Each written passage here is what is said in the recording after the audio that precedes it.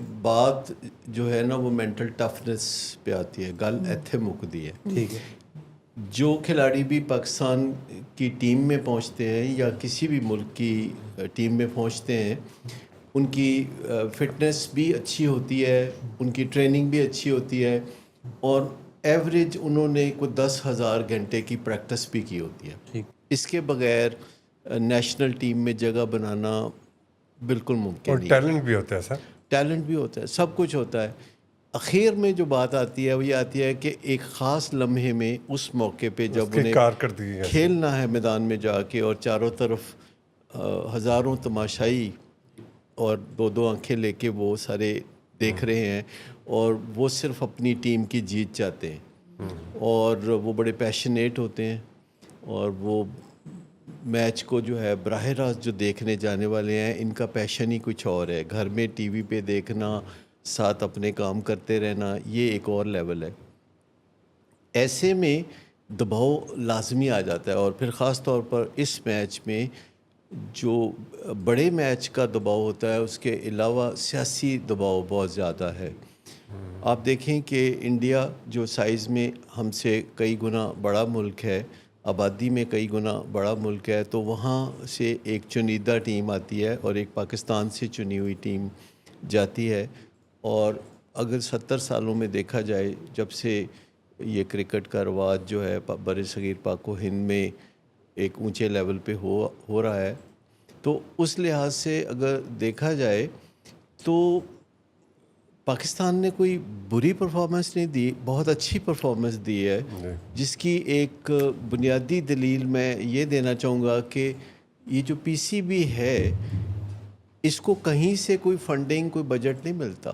جی بالکل نہیں۔ پی C B اپنی کمائی خود کرتا ہے، اور ایک بڑا سیلف ریلائنٹ ادارہ ہے۔ وہ اپنے کھلاڑیوں کے ناز نخرے بھی دیکھتا ہے، ان کا علاج معالجے پہ بھی خرچ کرتا ہے، ان کو کثیر معاوضہ بھی دیتا ہے، اور کوئی ٹیکس پیئر کی منی اس میں انوالو نہیں ہے۔ لیکن ہم لوگ ایسے گھور گھور کے ان کو دیکھتے ہیں اور بتاتے ہیں کہ کہاں اس نے بال غلط پھینکی اور کہاں اس نے اسٹروک غلط لگایا، جیسے ساری کی ساری قوم جو ہے نا وہ کرکٹ کی ماہر ہے، اور ایک جو اپنائیت ہے وہ نظر نہیں آتی۔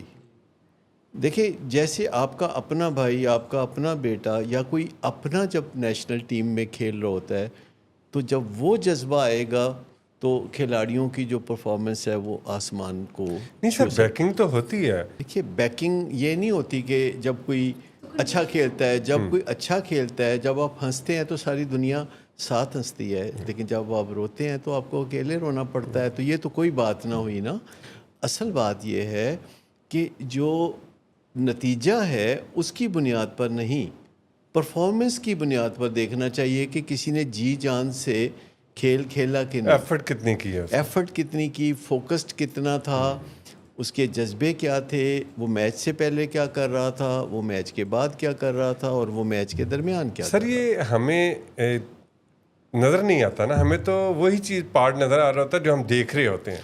لیکن ایک تو سب سے بڑی کوتاہی یہ ہے کہ ٹیموں میں جو سلیکشن کا کرائیٹیرین ہے وہ یہ ہے کہ کسی کی ریسنٹ پرفارمنس کیسی رہی، اس کی کچھ ویٹیج تو بنتی ہے، لیکن اصل چیز یہ ہے کہ آپ ٹریک ریکارڈ دیکھتے ہیں کھلاڑیوں کا کہ وہ کب سے کھیل رہا ہے، کس کی کوچنگ میں ہے۔ جیسے ہم دیکھتے ہیں کہ کون سی یونیورسٹی سے کسی نے کوالیفائی کیا ہے، کن کن مراحل سے کوئی گزرا ہے، کس قسم کی ٹریننگ میں سے گزرا ہے۔ تو کرکٹ کے کھلاڑیوں میں بھی بیسیکلی یہ دیکھنا چاہیے ماہرین کو کہ ان کی فٹنس کیسی ہے، ان کی ٹریننگ کیسی ہے، ان کی ٹیکنیک کیسی ہے، اور اس کے علاوہ یہ دیکھنا چاہیے کہ ان کا ٹیمپرامنٹ کیسا ہے، ان کی ہیبٹس کیسی ہیں، ان کی پیراڈائمز کیسی ہیں، اور پھر ان کو جب آپ ٹیم میں ڈالتے ہیں تو نتیجہ جو ہے نا، کرکٹ جیسی گیم میں جسے کرکٹ بائی چانس کہا جاتا ہے، اگر کوئی کھلاڑی پہلے بال پہ بائی آؤٹ ہو سائنس جاتا ہے تو آپ اس کو ہمیشہ کے لیے کنڈیم تو نہیں کر دیں گے نا۔ آپ نے تو صرف یہ دیکھنا ہے کہ وہ اپنی جگہ ہر پیمانے پہ پورا اترتا ہے۔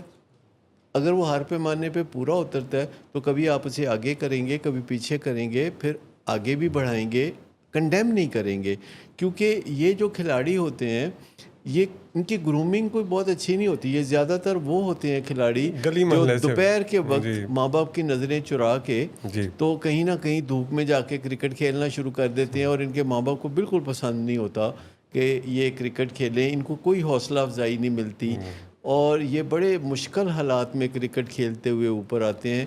اور جب تک یہ کوئی نمایاں کارکردگی نہیں دکھاتے ان کی انگلی کوئی نہیں پکڑتا. اور ان کو پھر سینئر کھلاڑی جو ڈیسپریٹ ہوتے ہیں, ٹیم میں نہیں جا سکتے, وہ ان کو گمراہ بھی کرتے ہیں, وہ ان کو سگریٹ, چرس اور اس طرح کی چیزوں کی طرف بھی لگاتے ہیں.